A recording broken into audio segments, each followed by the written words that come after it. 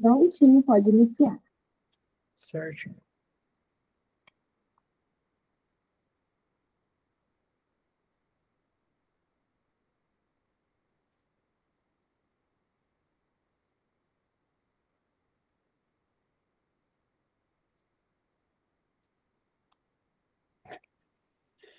É, Boa noite a todos. Vou dar início hoje à nossa terceira aula de Físico-Química, certo? E, a princípio, eu gostaria de perguntar a vocês se vocês têm alguma dúvida a respeito da apostila. Lembrando que a aula de hoje é mais voltada a complementar, né, os estudos das apostilas, né, e poder tirar dúvida de vocês também, certo?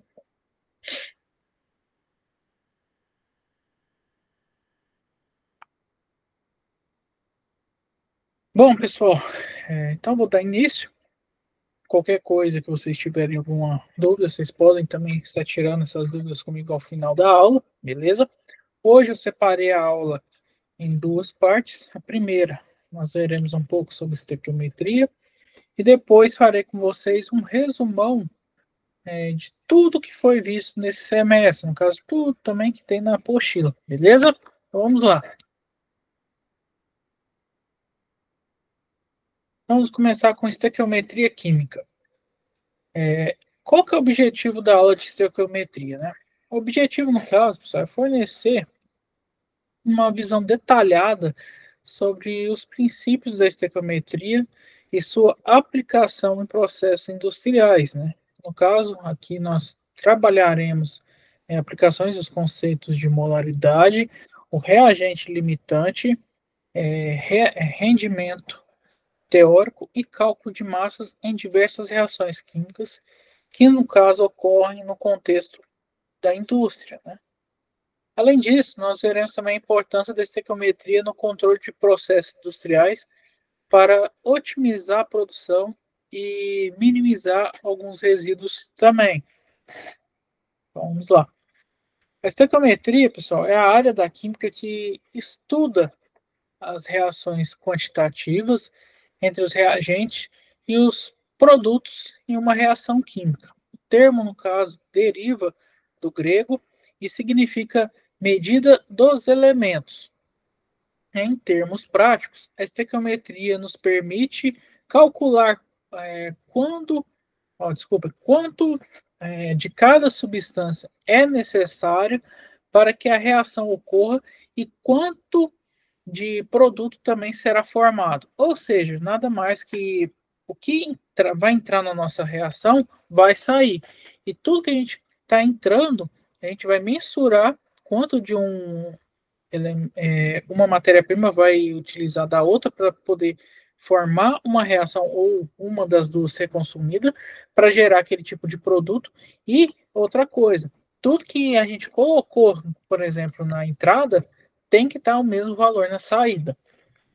Na indústria química, pessoal, a estequiometria é essencial para prever a quantidade de matéria-prima necessária para a produção de um determinado produto, né? Além disso, ela auxilia no cálculo de subprodutos e resíduos gerados, o que é crucial para a sustentabilidade e economia de um processo, certo?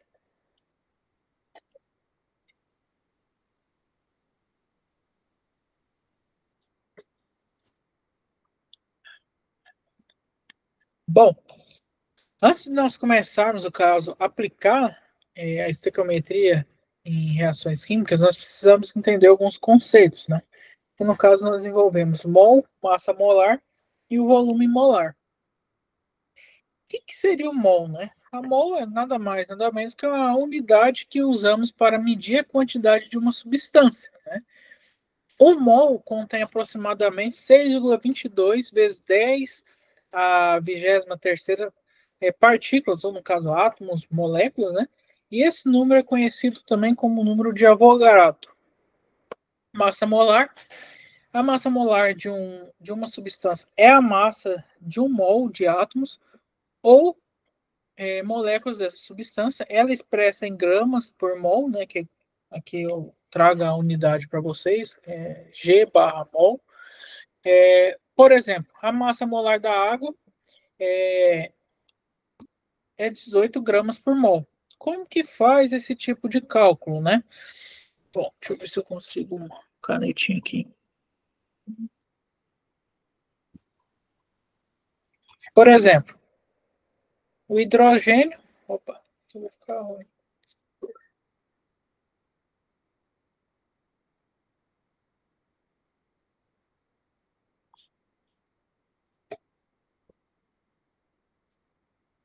Agora fica bom. Vamos lá, por exemplo, o hidrogênio, né? Nós sabemos que a massa molar dele, que está na tabela periódica, é uma. Deixa eu ver, tá ruim ainda aqui. Caneta aí, ó. Tá bom. É 1 grama por mol, correto? Já o oxigênio, olhando na tabela periódica, nós sabemos que é 16 gramas por mol. Ou seja, nós temos a molécula de água, né, que é H2O, certo? Ou seja, nós temos duas moléculas de hidrogênio. Se nós temos duas moléculas de hidrogênio, o somatório aqui para nós descobrirmos a massa molar da água será 1 mais 1, que é de cada hidrogênio, que nós temos dois, mais 16, que é do oxigênio. Ou seja, essa soma vai dar 18 gramas por mol. Ah, Wellison, beleza. Então, quanto que seria, por exemplo, do CO2? Né? Aqui nós temos, se eu não me engano, 14 do carbono. 14, para confirmar a tabela periódica.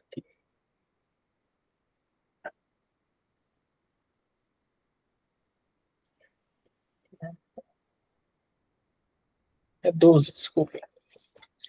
Nós temos 12 do carbono, mais nós temos duas moléculas de oxigênio, então nós temos 16 mais 16. Ou seja, quanto que dará isso aqui? 16 mais 16, 32, mais 12, 44 gramas por mol.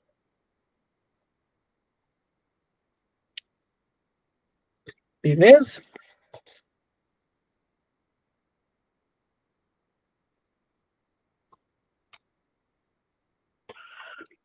Bom, visto isso, volume molar.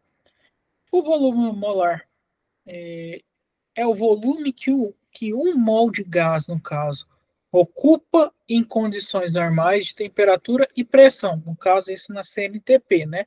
Que é considerado, no caso, 22,4 litros, ou seja, um mol de um gás vai ter 22,4 litros, beleza? Lei de conservação de massa. A lei de conservação de massa, ela foi formulada por Antoine Lavoisier, né? E afirma que a massa não pode ser criada nem destruída em uma reação. Isso, pessoal, significa que a massa total dos reagentes é sempre igual à massa total dos produtos. No caso, a massa ela não pode ser destruída e, e nem criada, né? Ou seja, ela se transforma. É isso que ele quer dizer com isso tudo, né? Essa lei ela é fundamental para o balanceamento, né, de equações químicas e para a realização também de cálculos estequiométricos, né? Por exemplo, ao realizar uma reação de combustão em um processo industrial, o peso total dos reagentes, no caso que é o combustível e oxigênio, né, será igual ao peso total dos produtos, que seria, no caso, gases e cinzas, né? O que isso quer dizer? Vamos fazer um balancinho de massa aqui, ó. Ó, nós temos, vamos supor que nós temos um processo, vou fazer aqui em cima. Vamos supor que nós temos um processo aqui.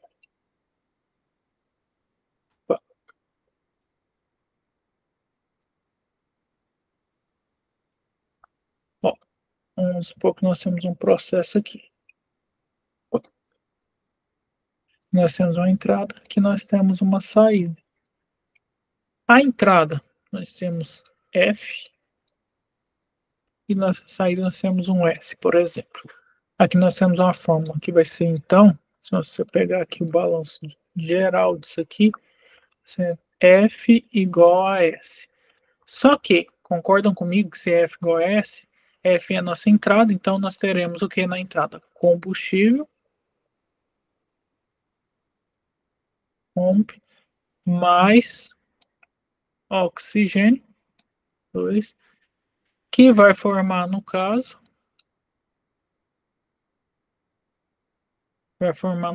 gases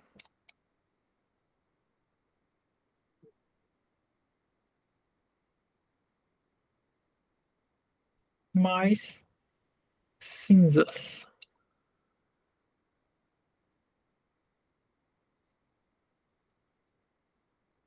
E detalhe, pessoal, se aqui está entrando, por exemplo, vamos chutar aqui uns 100 quilos de alguma coisa, por exemplo, de uma forma ou de outra, a saída também vai ter que ter os mesmos 100 quilos. Ou seja, isso tem que ser fechado no final, beleza?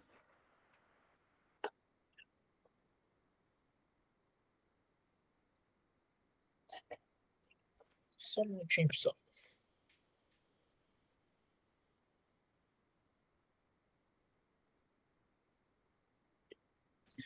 Bora lá. Então, vamos falar um pouquinho agora sobre equações químicas balanceadas, né?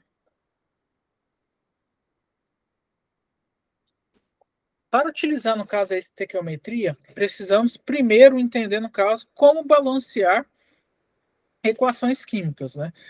Uma equação química mostra como os reagentes se transformam em produtos durante uma reação. No caso, para que uma equação esteja balanceada, o número de átomos de cada elemento deve ser o mesmo dos dois lados da equação, beleza? Isso é necessário porque, de acordo com a lei da conservação de massa, os átomos não podem ser criados nem destruídos em uma reação química, ou seja, de um jeito ele vai ser só transformado, né? Então, tudo que vai estar aqui de um lado vai ter que estar do outro. Bom, o balanceamento de equações químicas envolve os seguintes passos. Primeiro, isso aqui é uma dicasinha, viu, pessoal? Primeiro, escreva a equação não balanceada, liste os reagentes e os produtos da reação, né? E primeiro passo, contabilize os átomos de cada elemento, verifique quantos átomos de cada elemento estão presentes em ambos os lados, beleza? Ou seja, vamos supor que de um lado aqui tem 2 carbonos e depois do outro lado você tem que ver quantos carbonos vai ter também. Balanceie, no caso, os elementos que aparecem apenas um composto de cada lado. Use coeficientes, no caso, números inteiros colocados à frente das fórmulas, nunca números fracionados, viu? Para igualar o número de átomos e verifique o balanceamento geral. Certifique-se que, no caso, que todos os átomos estejam balanceados. Bom, exemplo aqui, né? Depois a gente vai fazer alguns exemplos de balanceamento, mas enfim. Quais são os tipos de reações químicas que nós temos? Quais são as existentes, né? No caso, pessoal, as reações químicas elas podem ser classificadas de acordo com como os reagentes se transformam em produtos. Os tipos mais comuns de reações são as de síntese, decomposição, deslocamento simples e dupla troca, né? Na síntese, por exemplo, dois ou mais reagentes se combinam para formar um produto. Ou seja, aqui, ó, dois elementos reagentes mais simples, né? E no caso aqui nós temos o hidrogênio e o oxigênio, que formam a nossa molécula de água, né? Já na decomposição, um único composto ele decompõe em dois ou mais produtos, ou seja, aqui nós temos H2O2, que vai formar H2O mais O2, certo?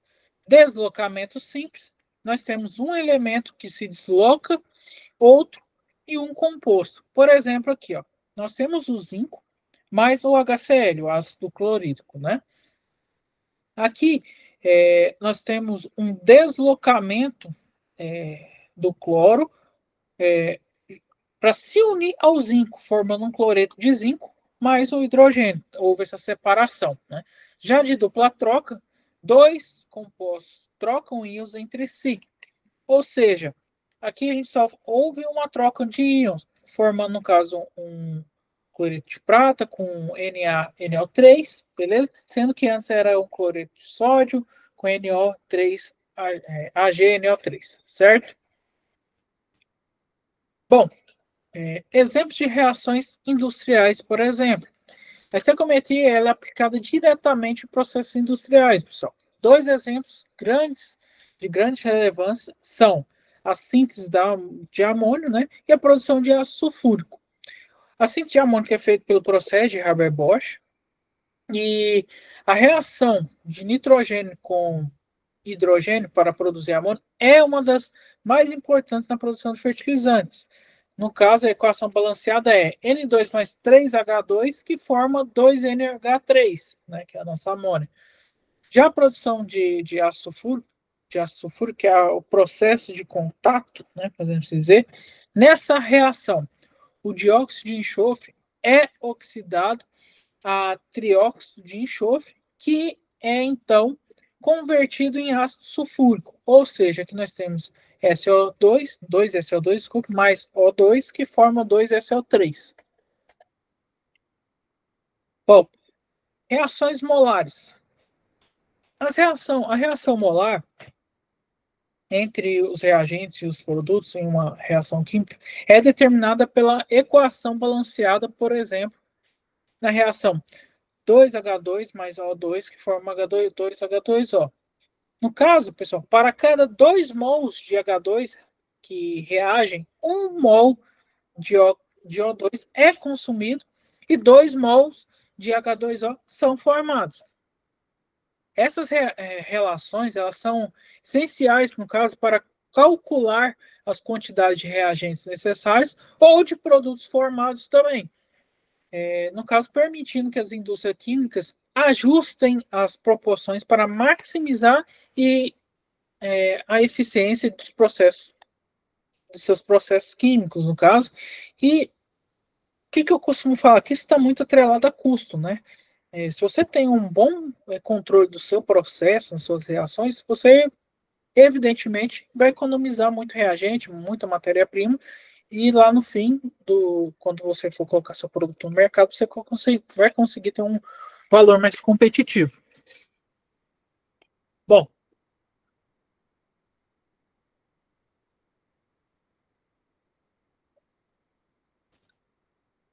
e no caso, pessoal, para realizar, no caso, um cálculo estequiométrico, nós seguimos o seguinte processo, né? Os seguintes etapas, podemos falar, né? Vamos lá. Primeiro passo, nós temos que fazer o balanceamento da equação química, né? O segundo passo, nós temos que converter a quantidade conhecida para mols, e nesse caso nós utilizamos a massa molar para converter entre gramas e mols, ou o volume molar, se estiver, no caso, trabalhando com gases, né? No caso, o terceiro passo use a relação molar da equação balanceada, no caso, a partir da equação química, determina, no caso, a proporção entre o reagente conhecido e o produto, ou outro volume reagente desejado, né? E o quarto passo é converter os mols da unidade desejada. Ou seja, basicamente, o que eu estou querendo dizer aqui, né? Primeiro passo, a gente vai fazer um balanceamento, a gente vai descobrir se essa reação que nós queremos descobrir é de 1 para 2, 1 para 1, 1 para 3, 3 para 1, ou vice-versa, alguma coisa assim. Visando isso, nós vamos converter a grama da matéria-prima que nós temos para mols, certo? Depois disso, a gente vai descobrir se a reação vamos verificar se a reação é 1 para 2, 1 para 1, daquele outro elemento que nós queremos transformar, para ver quanto que nós precisamos dele, ou quanto que vai ser consumido, né? Visando isso, nós passamos essa reação de 1 para 2, ou 1 para 1, qualquer, dependendo da reação, né? E daí nós encontraremos um valor em mols, e esse valor em mols voltamos, no caso, para gramas, beleza? Ou para quilos, vice-versa. Bom, vamos fazer aqui um teste, então. Aqui, o problema é o seguinte. Vamos treinar ele aqui. Quanto de H2, aqui nós temos a reação, ela já está balanceada, viu? Aqui nós temos N2 mais 3H2, formando 2NH3. Então, o que o problema pede? Quanto de H2 em gramas é necessário para reagir completamente com 10 gramas de N2? Primeiro ponto, pessoal. Aqui não tem nada, então ele é 1. Aqui nós temos o 3. Ou seja, nós temos uma reação que é 1 para 3. Certo? Beleza. Então, vamos dar sequência. Nós já sabemos que nós temos 10 gramas de N2. Primeiro ponto. Qual que é a massa molar do N2?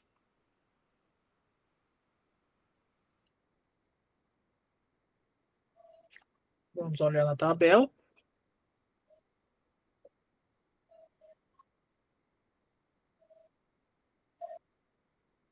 Sabemos que o N vale 14. Ou seja, 14. Se nós temos duas moléculas de N, 14 mais 14. Nós temos, então, 28 gramas por mol. Então, o que isso nos quer dizer? Para cada 1 mol de N2, nós temos 28 gramas de N2.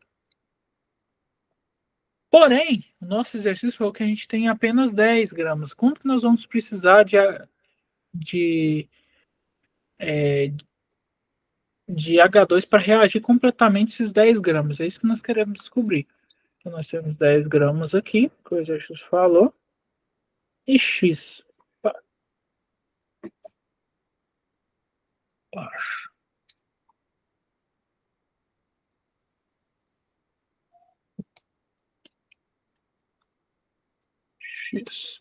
X vai ser igual, nós multiplicamos cruzado, então nós temos 28x, que é igual a...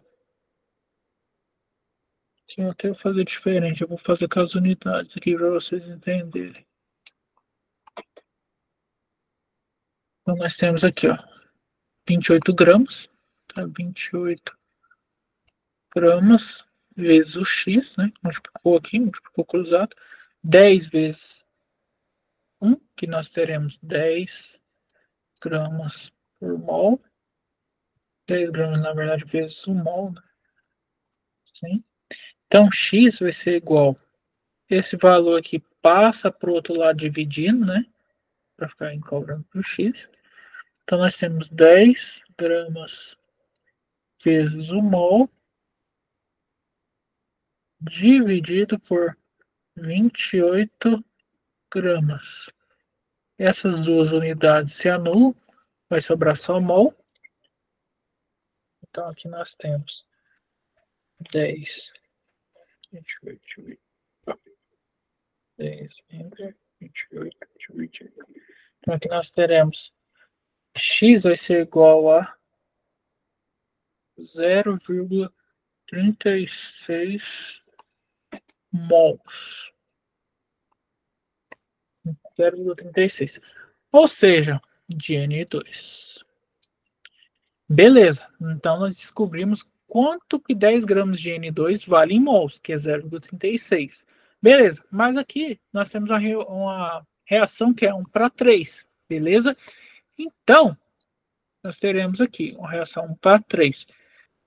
1 de N2 para 3 de H2. de H2. Então, aqui nós temos 0,36 e aqui nós temos X, que nós queremos chamar de Y, para não ficar bagunçado.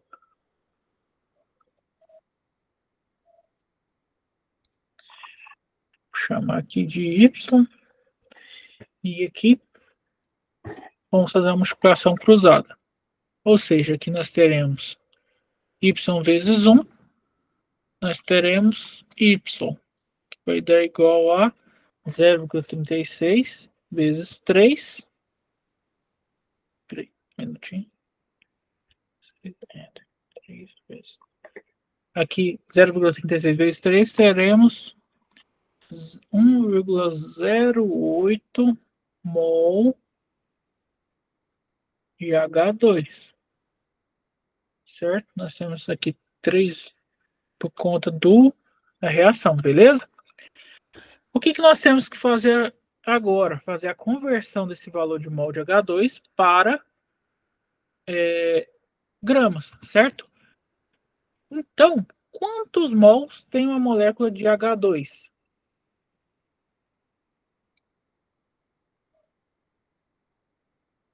Concorda comigo que a massa molar do hidrogênio é 1. Só que nós temos duas moléculas, mais 1. Que no caso vai dar 2 gramas por mol. Então, se nós temos 2 gramas para cada mol, quanto que equivale 1,08 mol? Então aqui vai ficar Z. Múltiplo cruzado também. 1 vezes Z vai dar Z. Que é igual. Eu vou até fazer arrumando aqui 1 mol, né? Que aí tá aqui ainda. 2 vezes 1,08, teremos 2,16 gramas vezes 1 mol. Certo? O Z então vai ser igual a 2,16 gramas vezes mol dividido por 1 mol. E aí nós conseguimos anular as unidades. Então, 2,16 dividido por 1 vai dar 2,16.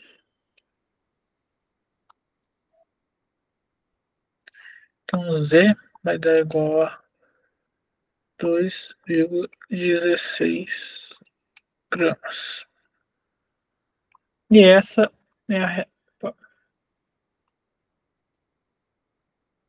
a resposta do nosso exercício, né? Então, o que o problema nos pediu, né? Quanto de H2 em gramas é necessário para reagir completamente com 10 gramas de nitrogênio? Ou seja, para reagir totalmente esse nitrogênio, 10 gramas de nitrogênio, precisaremos de 2,16 gramas de hidrogênio, certo? Bom, vamos à sequência. Aqui eu trago o resultado para vocês, fazendo a variação do resultado aqui são de casos que foi utilizado aqui na calculadora. Eu utilizei aqui fazer com vocês 2 casas, mas utilizando 3 casas vocês vão encontrar isso aqui. Mas nada mais é do que eu acabei de explicar para vocês a resposta do exercício, né? Nós convertemos 10 gramas para mol, encontramos aquele valor que foi 0,36. Depois usamos uma relação que foi de 1 para 3, e assim passamos, no caso, o nosso nitrogênio para hidrogênio, e assim depois passamos a relação de mol de hidrogênio para gramas, beleza? Simplesmente isso. Bom, sobre rendimento da reação. Um minuto.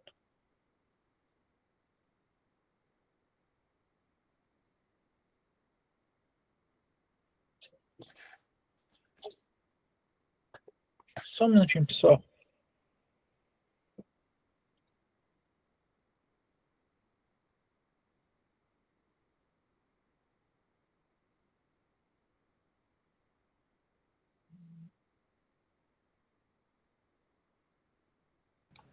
Pronto, resolvido aqui. Dando sequência. Rendimento de reação. Em muitos processos industriais, o rendimento real de uma reação é inferior ao rendimento teórico previsto pela estequiometria. No caso, pessoal, para calcular o rendimento de uma reação, nós usamos as seguintes definições.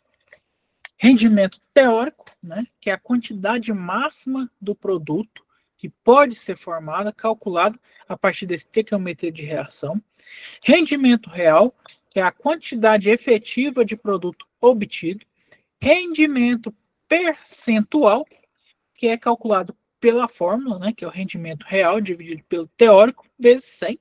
Né?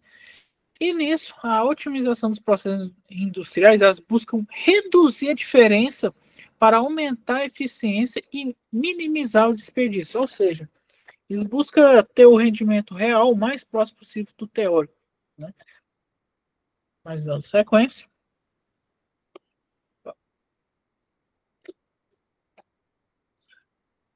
Bom, reagente limitante. O que seria isso? Né? O reagente limitante, pessoal, é aquele que se consome totalmente primeiro em uma reação química, limitando assim a quantidade de produto que pode ser formada, certo? Identificar, no caso, o reagente limitante é crucial em um processo industrial para maximizar a eficiência do uso dos reagentes. Por exemplo, é igual nós estávamos fazendo o teste com nitrogênio e hidrogênio.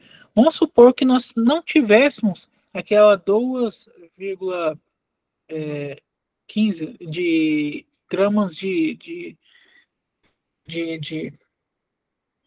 nitrogênio, mas que nós tivéssemos menos.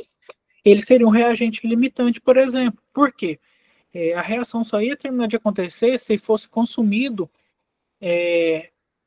toda aquela parte do hidrogênio. Mas vamos supor que nós tivéssemos mais, né, do que 2,15. O reagente limitante seria o outro. Quando acabar o outro, ainda vai sobrar do hidrogênio, né? É isso que eu quero dizer. Bom, vamos fazer então um exemplo do reagente limitante também, certo? Vamos lá. O exemplo é o seguinte. Em uma reação onde 10 gramas de nitrogênio reagem com 2 gramas de hidrogênio, qual será o reagente limitante? Certo?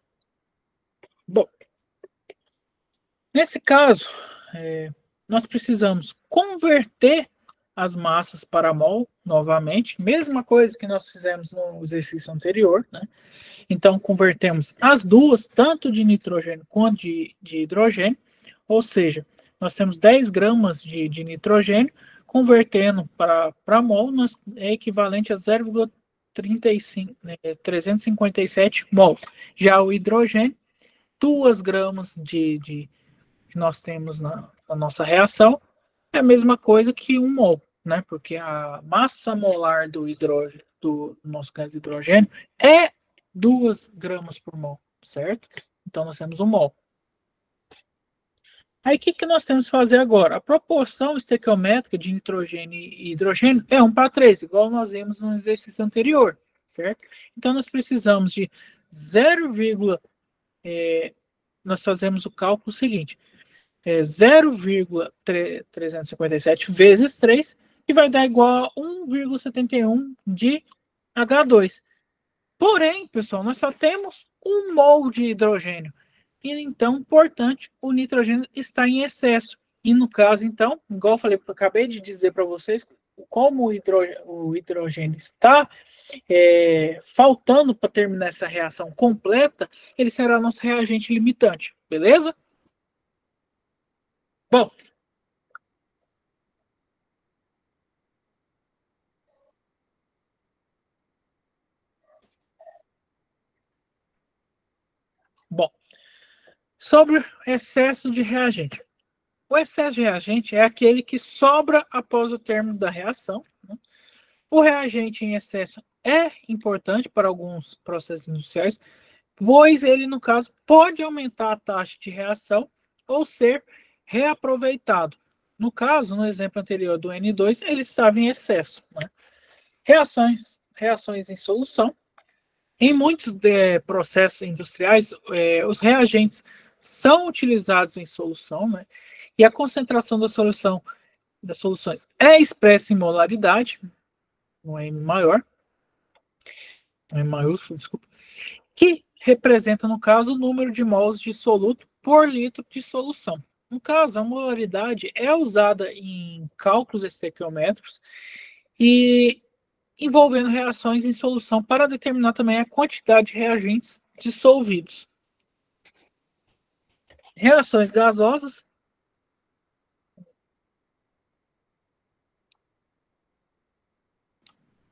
Reações gasosas. Quando lidamos, no caso, com gás, o volume, né, de um gás pode ser utilizado em cálculos estequiométricos. Né? A relação, por exemplo, entre pressão, volume e número de mols de um gás é descrita, no caso, pelas leis dos gases ideais, que é PV igual a nRT. No caso, o que é o P? O P é a pressão, o V é o volume, né? Tá aqui. O N é o número de mols, o R é a constante dos gases e o T é a temperatura.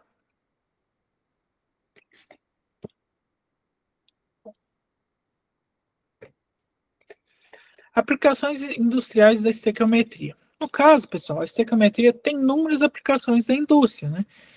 A indústria de fertilizantes, por exemplo, né, é utilizada para otimizar a produção de amônio, de ácido cítrico, controlando as reações de reagentes e produtos. Na indústria alimentícia, né, a estequiometria é fundamental para controlar reações durante a fabricação de produtos processados e assegurar a eficiência de processos como a fermentação e a pasteurização também. Resíduos industriais e sustentabilidade, né? A estequiometria também é essencial para minimizar a geração de resíduos em processos industriais e a identificação precisa dos reagentes limitantes e o balanceamento adequado das equações químicas permitem que as indústrias otimizem suas operações, né?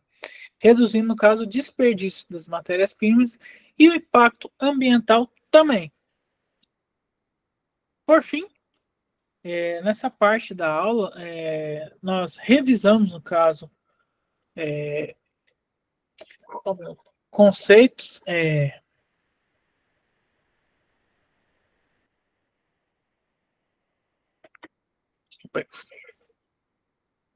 Nessa aula, nós revisamos os conceitos de mol, massa molar e volume molar, né?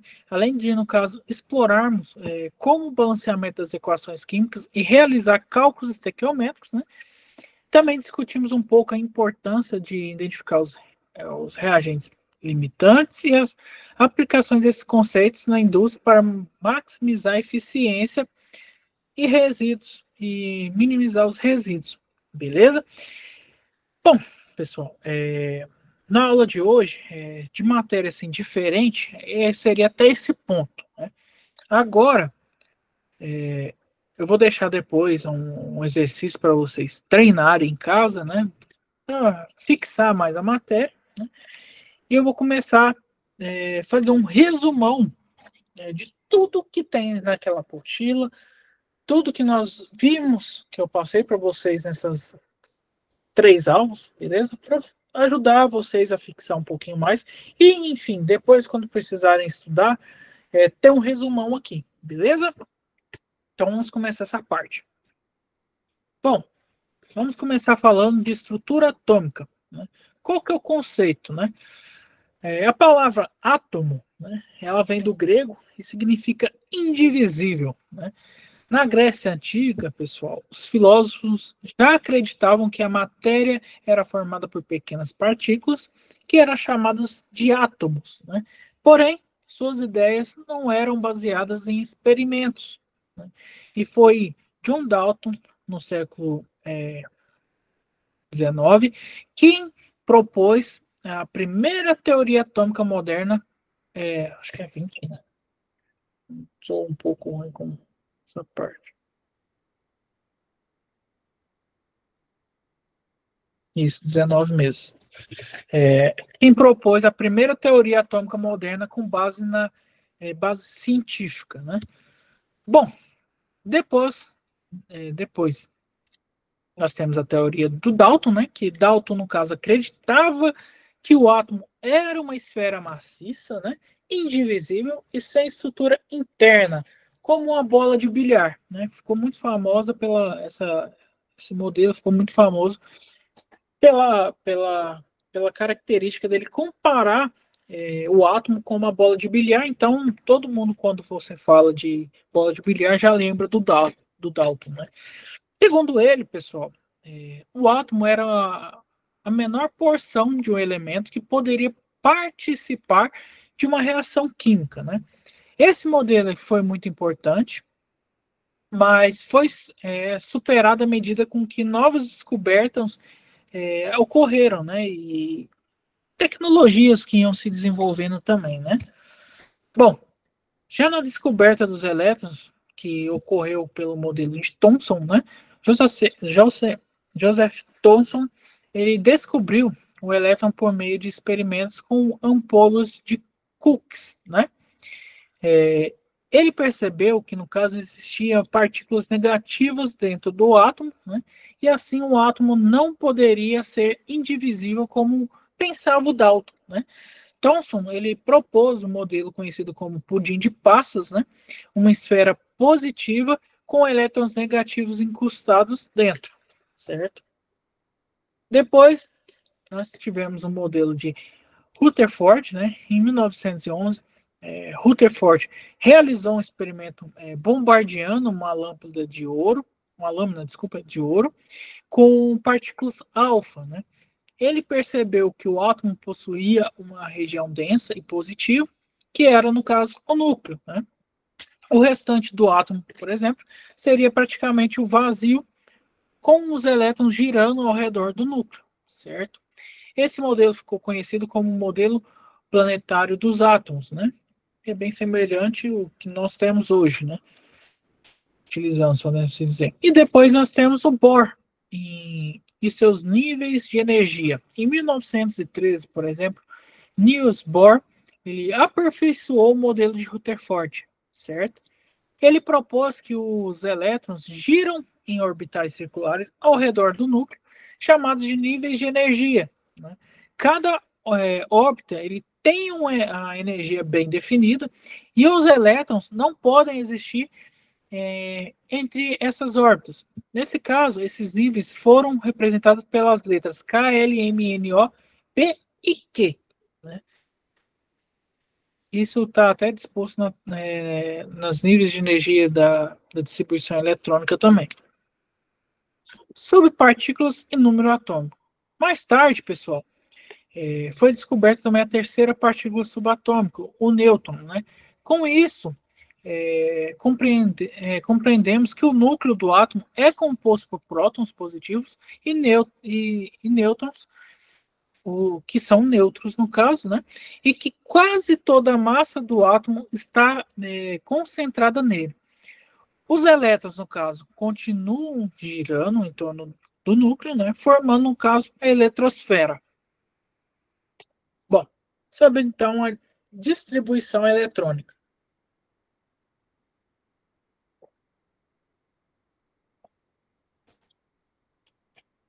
Só um minutinho, pessoal.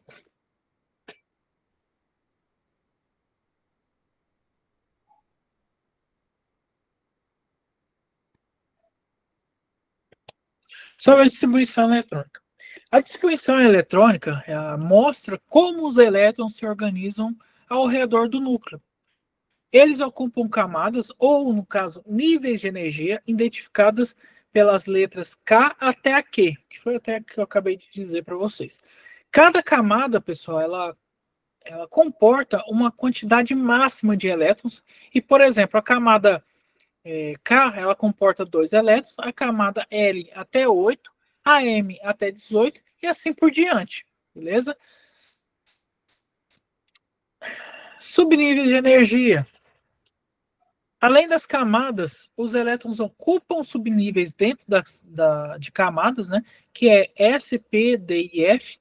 Cada subnível comporta um número máximo de elétrons. S comporta 2, o P comporta 6, o D comporta 10 e o F comporta 14.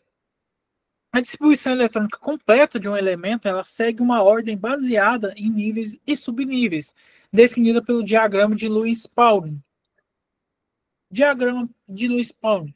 O diagrama de Lewis-Pauling ele indica a ordem energética de preenchimentos dos subníveis. Os elétrons eles ocupam os orbitais de menor energia primeiro, seguindo a ordem, no caso, 1s, 2s, 2p, 3s, 3p, 4s, 3d e assim por diante. Você vai preenchendo, no caso, a tabela, o diagrama, né, horizontalmente, né? Começando um S, aí vai 2S, aí depois começa aqui em cima e vai descendo de novo. 2P, 3S, aí depois sobe aqui em cima de novo, 4S, 3D e assim por diante. Esse conhecimento ele é essencial para compreender a configuração eletrônica dos elementos e suas partículas, propriedades químicas. Desculpa.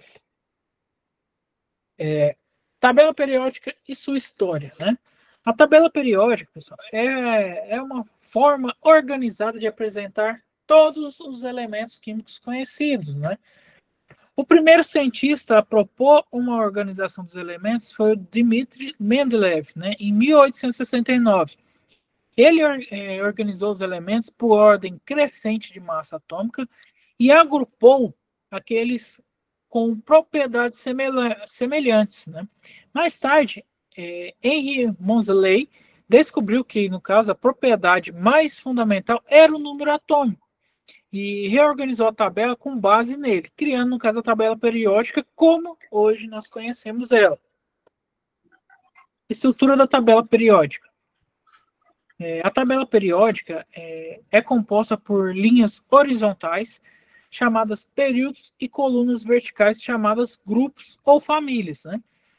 Os elementos são organizados de acordo com o número atômico, né, crescente, e os períodos, no caso, pessoal, indicam o número de camadas de elétrons que um átomo possui, enquanto o grupo indica a quantidade de elétrons na camada de valência dos elétrons, dos elementos.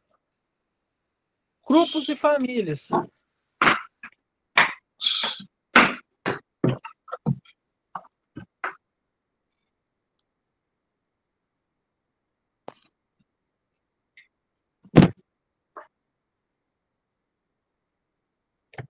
Grupos e famílias. Os grupos e famílias são numerados de 1 a 18, né? Os elementos de um mesmo grupo geralmente possuem propriedades químicas semelhantes e alguns grupos possuem nomes específicos, como no caso o grupo 1, que é os metais alcalinos, o grupo 2, que é os metais alcalinos terroso, grupo 17, os halógenos, e o 18, que são os gases nobres. Só um minuto.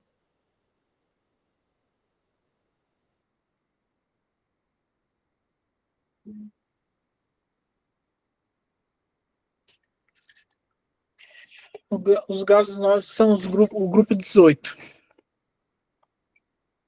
Tá aqui. Classificação dos elementos. Os elementos da tabela periódica podem ser classificados em metais, metais que são bons condutores de eletricidade e calor, maleáveis e dúcteis, né? Há metais que são maus condutores, frágeis e geralmente gasosos ou sólidos quebradiços, semimetais que possuem propriedades intermediárias entre esses dois, gases nobres que são elementos estáveis com baixa reatividade. Propriedade periódica raio atômico. Agora vamos falar um pouquinho das propriedades periódicas, pessoal.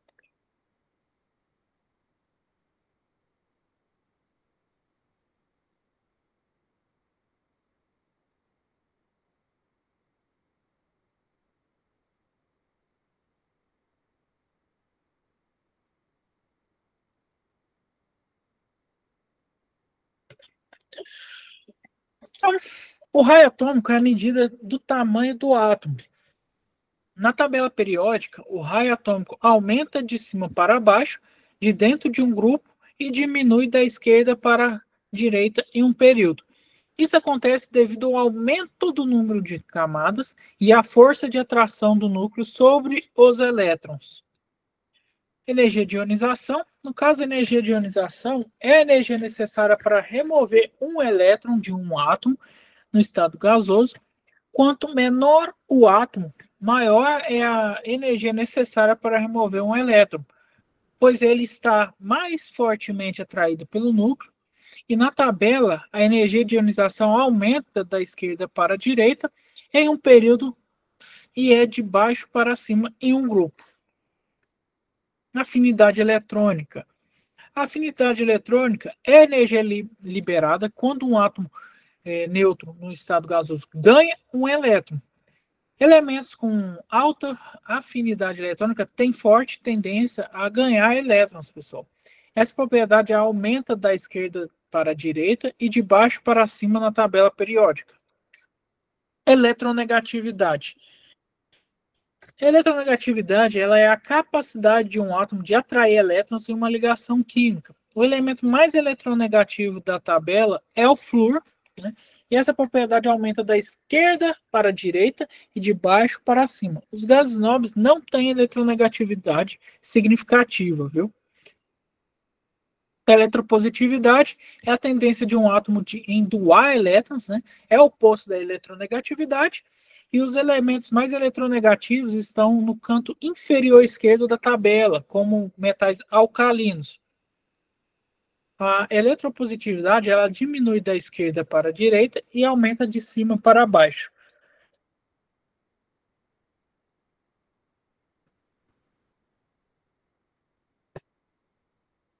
Regra do octeto.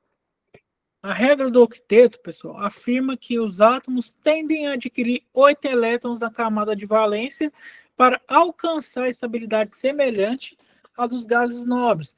Eles podem alcançar essa configuração por meio de doação, recepção ou compartilhamento de elétrons. Essa regra fundamenta, né, a formação das ligações químicas entre os átomos. Ligações químicas. Vamos falar um pouquinho sobre o conceito delas. Ligações químicas são interações que ocorrem entre os átomos para que elas alcancem uma estabilidade, né? A maioria dos átomos, com exceção dos gases nobres, tendem a se unir a outros para completar a camada de valência. As principais formas de alcançar essa estabilidade são doando e recebendo ou compartilhando elétrons. Com isso, surgem 3 tipos principais de ligações: a iônica, a covalente e a metálica. Ligação iônica. A ligação iônica ocorre entre um metal e um ametal. O metal doa elétrons e se transforma em cátion, que é a carga positiva, enquanto o ametal recebe elétrons, formando um ânion, que é a carga negativa. A atração entre essas cargas opostas gera a ligação, né? Um exemplo clássico é o cloreto de sódio, o NaCl, onde o sódio doa um elétron para o cloro. Característica de compostos iônicos. Os compostos iônicos, pessoal, apresentam as seguintes propriedades, né? São sólidos em temperatura ambiente, formam estruturas cristalinas, possuem altos pontos de fusão e ebulição, conduzem eletricidade quando dissolvidas em água ou fundidas, e essas características estão relacionadas à forte atração entre os íons positivos e negativos também. Ligação covalente. A ligação covalente ela ocorre entre átomos que compartilham pares de elétrons, geralmente entre metais.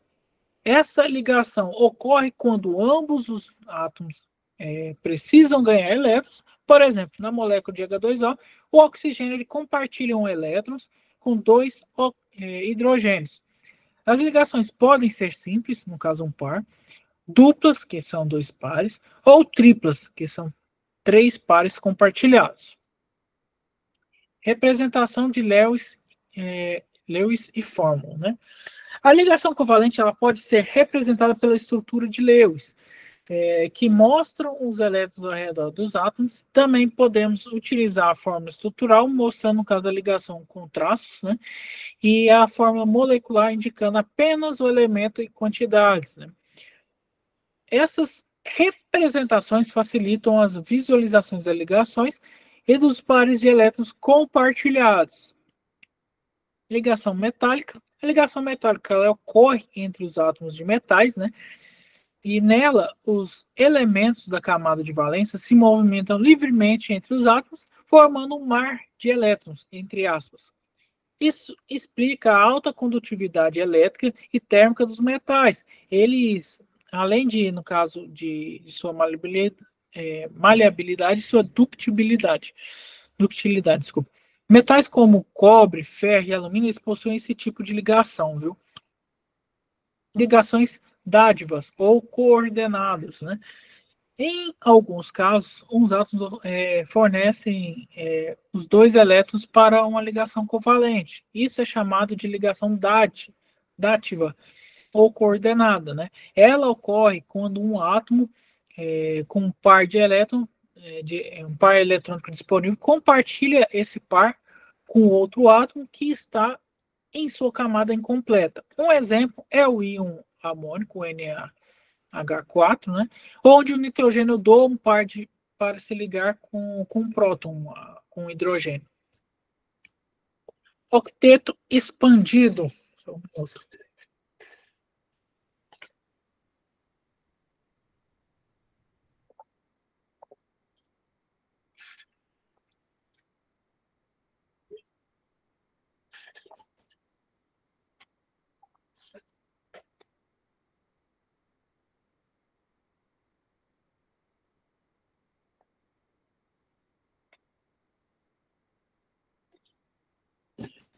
Octeto expandido.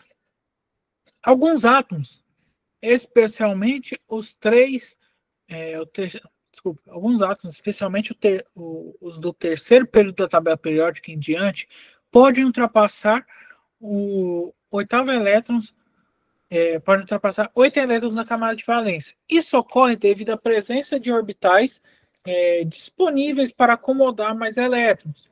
Um exemplo é o hexafluoreto de enxofre, que é o SF6, onde o enxofre se liga a 6 átomos de flúor, formando, no caso, 12 elétrons na camada de valência. Octeto incompleto. Existem também casos em que os átomos se estabilizam com menos de 8 elétrons. Isso ocorre principalmente com elementos como o berílio e o boro. Exemplo, o triofluoreto de boro, BF3, em que o boro se liga a 3 átomos de flúor, somando, no caso, apenas 6 elétrons ao redor do boro. Apesar disso, a molécula é estável, né, devido, no caso, à sua geometria, à hibridização. Geometria molecular, vamos falar um pouquinho sobre ela, né? A geometria molecular, ela representa a fórmula da molécula no espaço e depende do número de pares de elétrons ao redor de um átomo central. Usamos, no caso, a teoria de repulsão dos pares de elétrons da camada de valência, né? A VSEPR, e para prever, no caso, essas fórmulas, né? Quanto maior a distância entre os pares de elétrons, mais estável é a geometria. Vamos, no caso, agora estudar os tipos mais comuns da geometria, né? Que uma delas é a geometria linear, que ocorre quando o átomo central ela se liga a dois ou outros átomos e não há pares de elétrons não ligantes. Nessa configuração, os átomos se alinham em uma linha reta, né? Formando, no caso, um ângulo de 180 graus. Um exemplo é a molécula de dióxido de carbono, certo? CO2, onde o carbono central se liga a dois oxigênios por ligações duplas com uma geometria perfeitamente linear. Geometria angular. A geometria angular ela aparece quando o átomo central se liga a dois outros átomos, mas há um ou dois pares de elétrons não ligantes. Esses pares, no caso, esses pares eletrônicos, eles empurram as ligações para no caso, mais perto uma das outras, né, formando, no caso, um ângulo menor de 180 graus. Um exemplo é a molécula da água, H2O, onde o hidrogênio se liga a dois hidrogênios e possui dois pares não ligantes, formando, no caso, um ângulo de aproximadamente 104,5 graus. Geometria trigonal plana.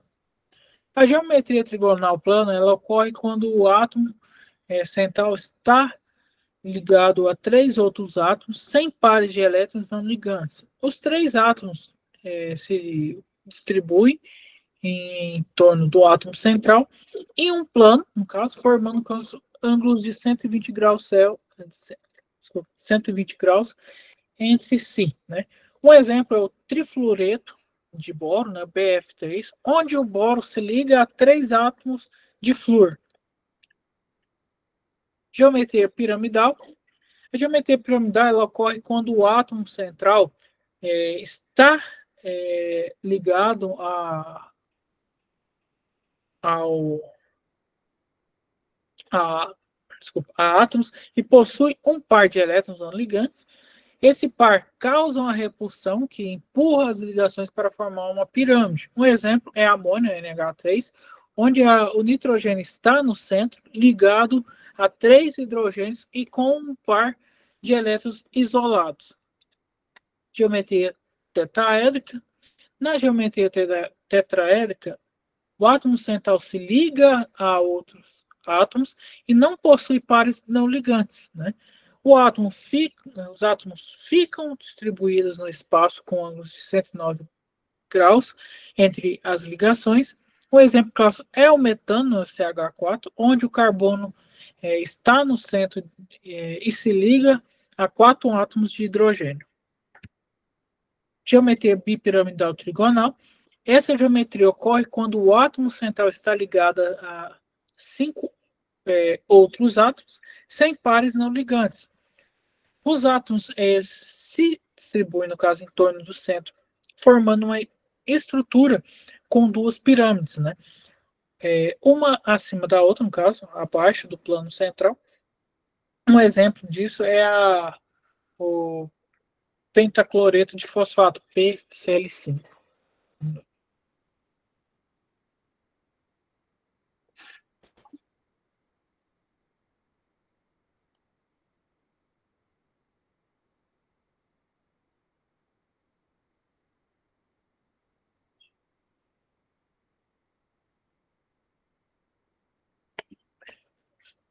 Bom, dando sequência, geometria octaédrica. A geometria octaédrica aparece quando o átomo central se liga a seis átomos ao seu redor. Essa é uma geometria simétrica com ângulos de 90 graus entre as ligações. Um exemplo disso é o hexafluoreto de enxofre, SF6, onde o enxofre, no caso, está ligado a 6 flúor de forma uniforme.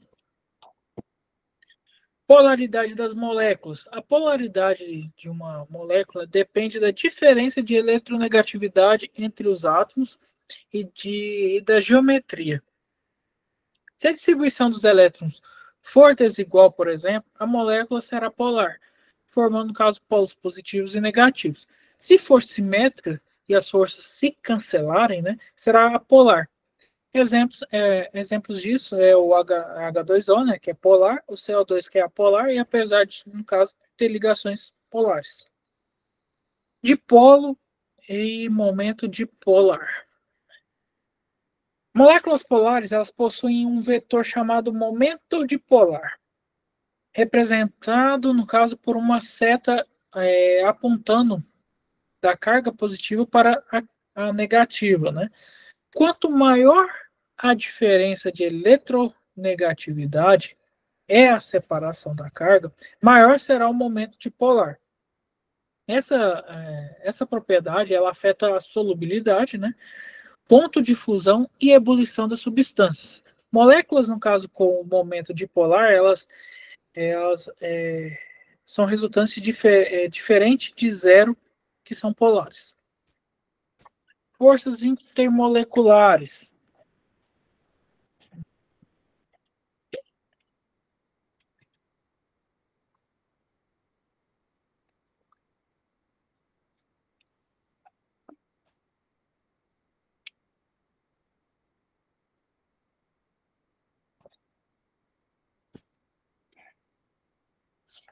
Forças intermoleculares. As forças intermoleculares, pessoal, são interações que ocorrem entre moléculas, influenciando suas propriedades físicas, né? Elas não são tão fortes assim quanto ligações químicas, mas são fundamentais para entender o comportamento das substâncias no estado líquido e sólido, né? Vamos, no caso, estudar agora os principais tipos de forças intermoleculares, que é dipolo induzido, dipolo-dipolo e ligações de hidrogênio. Dipolo induzido, né, que são chamadas também de forças de London. Essa força ela ocorre entre as moléculas apolares, né? Ela é temporária e fraca, e surgindo, no caso, quando há flutuação momentânea da distribuição dos elétrons, criando dipolos instantâneos. Apesar de fracas, essas forças existem, no caso, em todas as moléculas, sendo as únicas presentes nos gases nobres e nos hidrocarbonetos. Exemplos disso são as moléculas de gás oxigênio, O2, e de gás nitrogênio, N2, que interagem entre si e apenas, né, por esse tipo de força mesmo.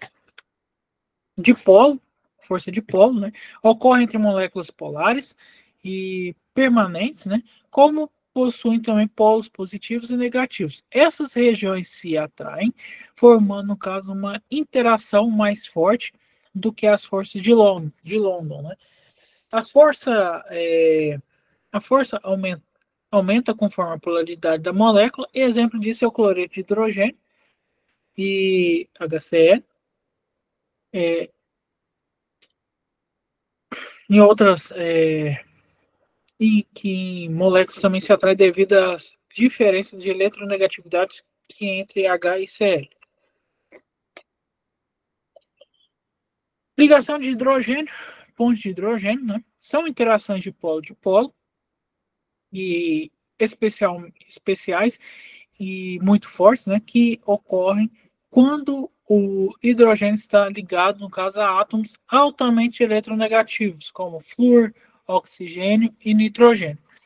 O pequeno tamanho do hidrogênio e a alta carga do outro átomo criam, no caso, uma forte atração.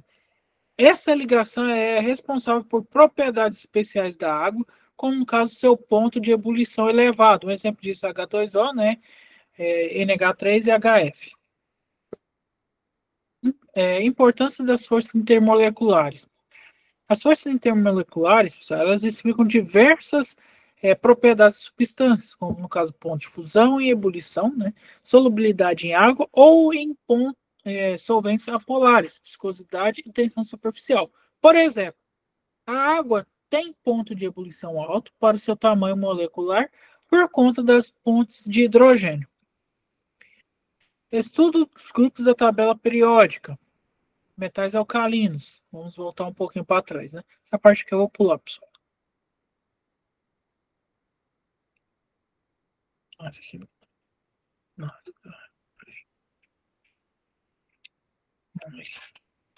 Isso aqui mesmo. Metais alcalinos. Os metais alcalinos, eles pertencem ao grupo 1 da tabela periódica, e exceto o hidrogênio. No caso, são elementos altamente reativos, especialmente com água, né, formando hidróxido e liberando hidrogênio gasoso. São macios, né, têm baixo ponto de fusão e boa condutividade elétrica. Exemplo disso, nós temos o lítio, o sódio e o potássio. O sódio é largamente utilizado na indústria de cloro e soda cáustica. Metais alcalinos terrosos estão no grupo 2 da tabela periódica, são um pouco menos reativos que os metais alcalinos, mas ainda reagem com facilidade, principalmente com a água quente, né? Exemplo disso, nós temos magnésio e cálcio. O magnésio é utilizado na fabricação de ligas leves e o cálcio na construção civil e agrícola. O berílio também desse grupo é usado em ligas especiais. Grupo boro. O boro, os elementos do grupo 13, né, são conhecidos como grupo do boro, né? O boro é um semimetal utilizado na fabricação de vidros resistentes, no caso ao calor. O alumínio, também do grupo, é um metal mais abundante da crosta terrestre, sendo utilizado em embalagens, construções e linhas de transmissão elétrica.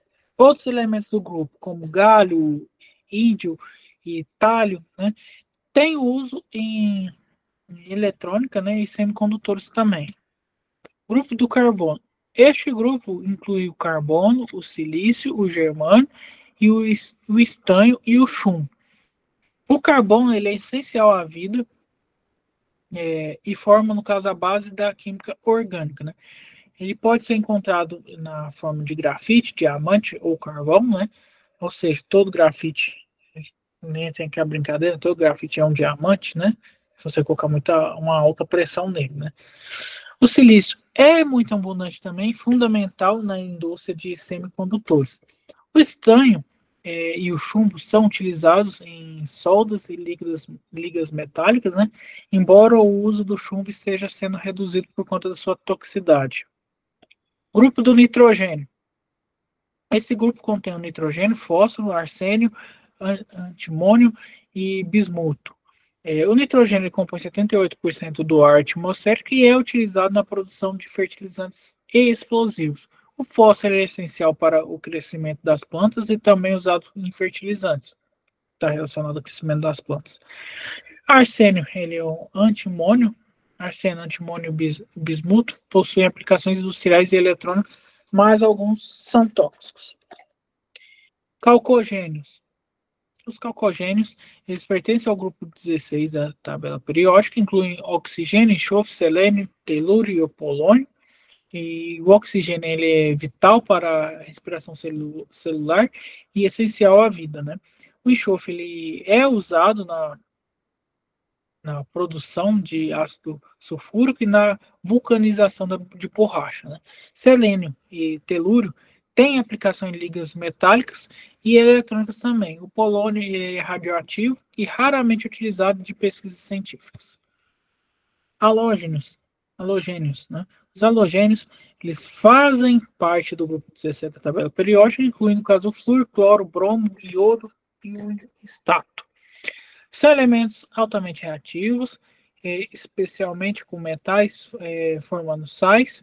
O flúor é usado em cremes dentais e fluoretação da água, né? O cloro é utilizado em purificação da água e na produção de PVC. O iodo é essencial à glândula tireoide e usado como antisséptico.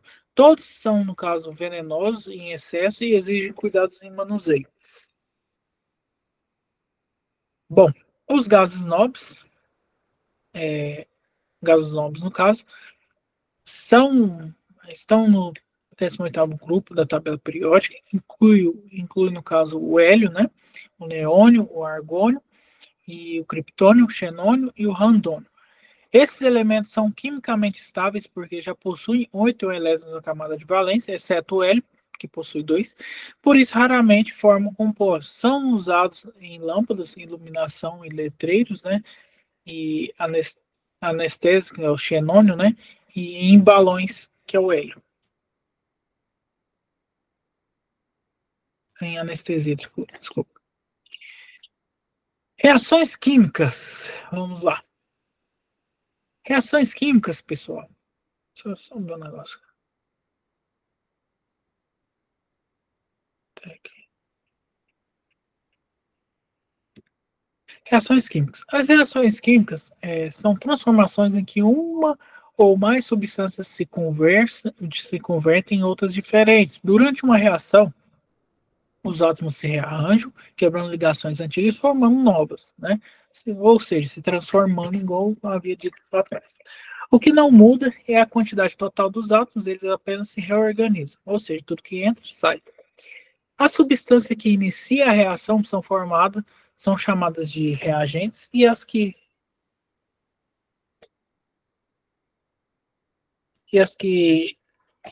se forma são produtos. Evidências de uma reação química. Podemos identificar uma reação química quando ela ocorre por meio de sinais como formação de gás, mudança de cor, precipitação, liberação, absorção de calor, emissão de luz. Esses são grandes sinais que nós podemos já observar quando uma reação ocorre. Tipos de reações químicas. As principais reações químicas nós temos são a de síntese, que dois ou mais reagentes formam um único produto, que hoje eu comentei com vocês, decomposição, deslocamento, né, dupla troca, combustão, que ocorre no caso que ocorre um consumo de um combustível, sendo oxigênio, que libera calor e luz. Exemplos de reações químicas. Aqui nós temos a síntese, decomposição, deslocamento e dupla troca, certo? Bom, lei da conservação de massa, questão com Lavoisier, hoje eu expliquei também para vocês já. O que Lavoisier nos dizia: na natureza nada se cria, nada se perde, tudo se transforma. Em uma reação química, a massa total dos reagentes é igual à massa total dos produtos. Por isso, ao escrever uma reação química, é necessário balanceá-la, garantindo que o número de átomos de cada elemento seja o mesmo dos dois lados. Balanceamento de equações, nós vimos isso hoje. Para balancear uma equação, nós conte o número de átomos de cada elemento, reagentes do produto, ajuste os coeficientes para igualar a quantidade de átomos e verifique no final todos os elementos estão equilibrados. Ou seja, aqui nós temos OH mais O2 formando H2O. Então, nós temos ao todo aqui nós temos 2 vezes 2, né? 4 moléculas de hidrogênio. Aqui nós temos 4 moléculas de hidrogênio. Nós temos 2 de oxigênio, 2 vezes 1, 2. Então nós temos, ou seja, reações equilibradas. Estequiometria. Bom, essa parte que nós vimos hoje, né, pessoal? Explicação de solução. Vou deixar só o resumo aqui para vocês. Bom, pessoal, por hoje vou parar por aqui. Era isso que eu tinha para apresentar para vocês. Fico aqui à disposição para quaisquer dúvidas. E, no mais, agradeço a presença de todos vocês. E foi um prazer poder estar passando um pouquinho da minha experiência a vocês, viu? Uma boa sorte a todos aí durante o curso de vocês. Boa noite, Elisson. Elisângela, esse material o Elisson já me mandou, tá? E eu vou disponibilizar lá no Poeta para vocês, juntamente com a aula.